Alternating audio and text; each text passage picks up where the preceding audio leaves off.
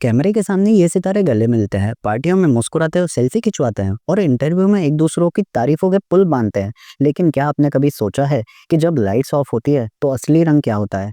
जिन चेहरों को आप दोस्ती की मिसाल समझते हैं, उनकी दुश्मनी इतनी गहरी है कि एक ही फ्रेम में आने से भी कतराते हैं। आज हम आपको बॉलीवुड के उन 5 सबसे बड़े दुश्मनों की पोल खोलेंगे जो दोस्त होने के सबसे शानदार नाटक करते हैं। तैयार हो जाइए, क्योंकि ये कहानियां सिर्फ गॉसिप नहीं बल्कि इंडस्ट्री की कड़वी सच्चाई है। सलमान वर्सेस शाहरुख।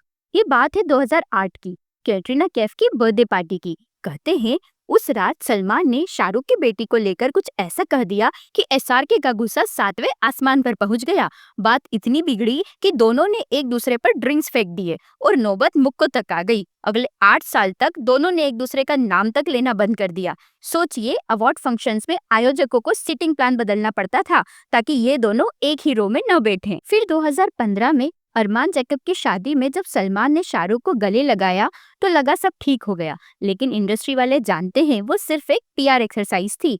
आज भी अगर कोई प्रोड्यूसर इन्हें एक साथ साइन करने की बात करता है तो मैनेजर साफ मना कर देते हैं। दोस्ती का वो ग्रुप हक सिर्फ कैमरे के लिए था। अहंकार की जंग आज भी जारी है। Kangana versus almost everyone. Kangana Ranaut, जिन्हें बॉलीवुड की क्वीन कहा जाता है, उन्होंने 2017 में इंडस्ट्री को नेपोटिज्म कहकर एक नया तूफान खड़ा कर दिया था। नेपोटिज्म पर वार करते हुए उन्होंने करण जौहर, आलिया भट्ट, रणबीर कपूर जैसे कई बड़े नामों को घेरा।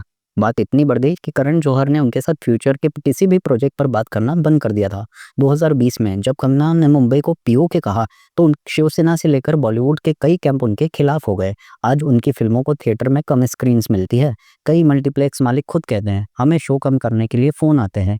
अवार्ड शोज में होस्ट उनका नाम लेने से भी बचते हैं। इंडस्ट्री ने उन्हें बागी का लेबल दिया है, लेकिन अंदरूनी लोग जानते हैं कि कंगना की हर सफल फिल्म इन फेक फ्रेंडशिप्स की पोल खोल देती है। इसीलिए सब मिलकर उन्हें बॉयकॉट करने की कोशिश करते हैं, क्योंकि उनकी बेबाकी लोगों को रास नहीं आती। प्रियंका वर्सेस दीपिका। 2014 में प्रियंका चोपड़ा और दीपिका पादुकोण दोनों लगभग एक ही समय पर रामलीला और मैरीकॉम बनाकर इंटरनेशनल रेड कार्पेट पर पहुंच गई। मीडिया ने उन्हें फ्रेंडली नेबर्स बताया, लेकिन मेट गाला में उनकी टीम्स एक दूसरे से सुनिश्चित करती थी कि उनके गाउन रिपीट ना हो। 2016 में एक कॉस्मेटिक ब्रांड के एंडोर्समेंट के लिए दोनों को एक जैसा पैसा मिलना था। प्रियंका ने डील साइन कर ली, लेकिन दीपिका ने काउंटर ऑफर देकर ब्रांड को 3 करोड़ रुपए और लुभाया। नतीजा ये हुआ कि ब्रांड ने प्रियंका को ड्रॉप कर दिया। तब से जब भी कोई टॉक शो होस्ट प्रियंका को दीपिका की तरफ फील गुड वाइब कहता है तो वो तुरंत जवाब देती हैं, I am in a league of my own. Award sitting charts में भी दोनों की रो बदली जाती है ताकि कैमरा पैन करे तो कोई अजीब एक्सप्रेशन कैप्चर ना हो। ऋतिक वर्सेस कंगना। इस कहानी की शुरुआत 2013 में क्रिश 3 की शूटिंग से हुई, जब कंगना ने ऋतिक को उनके जन्मदिन पर एक ग्रीटिंग कार्ड भेजा। बाद में ऋतिक ने दावा किया कि ये मेरी परमिशन के बिना हुआ था। 2016 में लीक हुए ईमेल ने इंडस्ट्री में भूचाल ला दिया। कथित रोमांटिक प्रपोजल्स, मेंटल हेल्थ के आरोप, पुलिस शिकायतें, साइबर सेल की जांच, सब कुछ पब्लिक डोमेन में आ गया। आदित्य पंचोली जैसे म्यूचुअल फ्रेंड्स ने बताया, अगर दोनों एक ही पार्टी में आते तो सिक्योरिटी को बीच में खड़ा करना पड़ता था। आज भी अगर फिल्म सिटी में दोनों की शूटिंग क्लैश होती है तो प्रोड्यूसर्स को शेड्यूल शिफ्ट करना पड़ता है। सबसे बड़ी बात यह है कि दोनों ने एक दूसरे का नाम लिए बिना इंटरव्यू देने की कसम खा रखी है, लेकिन उनकी ट्वीट वॉर कभी खत्म नहीं हुई। यहाँ तक कि जब कंगना ने सुपर 30 का मजाक उड़ाते हुए उसे सुपर सी ग्रेड कहा तो ऋतिक ने अपनी फिल्म के प्रमोशन के दौरान साफ कहा, मैं गरिमापूर्ण चुप्पी बनाए रखता हूँ, लेकिन सच परेशान करता है। ये दुश्मनी इतनी गहरी है कि आज भी इसकी आंच महसूस होती। Akshay versus the Khans. 2007-8 में अक्षय कुमार ने वेलकम और सिंह इज किंग जैसी फिल्मों से 100 करोड़ क्लब में एंट्री मारी। उस वक्त शाहरुख खान अवार्ड फंक्शंस में उनकी मिमिक्री करके खूब तालियां बटोरते थे। सलमान खान ने बिग बॉस में उनके कॉमेडी टाइमिंग की तारीफ की, लेकिन 2012 के ईद क्लैश में जोकर वर्सेस एकता टाइगर ने सारा समीकरण बदल दिया। अक्षय की फिल्म डिजास्टर हुई, जबकि सलमान ने ब्लॉकबस्टर दी। अक्षय ने 2016 में रुस्तम वर्सेस सुल्तान वीकेंड में रणनीतिक रूप से 3 दिन की ओपनिंग लेकर यह साबित करने की कोशिश की कि वह भी फेस्टिवल को खींच सकते हैं।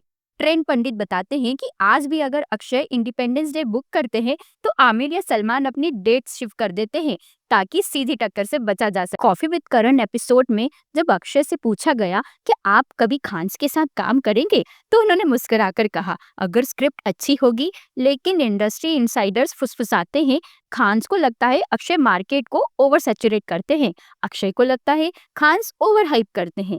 पब्लिक पार्टीज में वे पाजी भाई कहकर गले लगते हैं, लेकिन मैनेजर उनके स्टार्स के आने जाने के समय को कम से कम 30 मिनट अलग रखते हैं ताकि मीडिया को मिक्स ग्रुप फोटो न मिल मिल सके। तो ये थे बॉलीवुड के 5 सबसे बड़े दुश्मन जो दोस्त होने का ऑस्कर विनिंग नाटक करते हैं। यहाँ दोस्ती सिर्फ हैशटैग तक लिमिटेड है, असली मंच तो कंपटीशन, इनसिक्योरिटी और ईगो का है। जब तक ऑडियंस उनकी मुस्कानों पर फिदा होते रहेंगे, ये सितारे मीडिया के लिए थोड़ी सी दोस्ती की एक्टिंग करते ही रहेंगे। अगली बार जब कोई स्टार इंटरव्यू में कहे कि we are like a family, तो याद रखना बॉलीवुड में फैमिली की डेफिनेशन थोड़ी अलग है। परिवार वही है जो बॉक्स ऑफिस पर आपका साथ दे, न कि आपके साथ सिर्फ सेल्फी ले। तो गाइस, कौन सी स्टोरी आपको सबसे ज़्यादा शॉकिंग लगी, हमें कमेंट्स में ज़रूर बताना। और अगर आप बॉलीवुड की ऐसी ही पर्दे के पीछे की और सच्चाइयाँ जानना चाहते हैं तो हमारे चैनल को सब्सक्राइब करना ना भूलें।